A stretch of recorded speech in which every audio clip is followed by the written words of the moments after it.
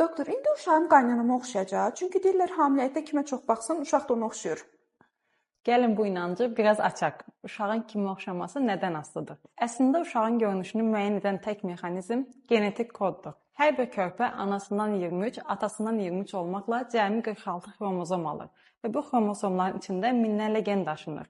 Saç rəngi, göz rəngi, boy, dəri tonu, hər şey genetik kombinasiyalar nəticəsidir. Bu genlərdən bəziləri daha güclü, digərləri isə daha zəif ifadə oluna bilər. Bu səbəbdən uşaq bəzən ananın saç rəngini, atanın göz formasını, nənənin çənə quruluşunu və babanın boyunu daşıya bilər. Hamiləlik dövründə ananın kimə baxması bu genetik dizilmə heç bir təsir etmir. Bu inanclar daha çox xalq mifləridir.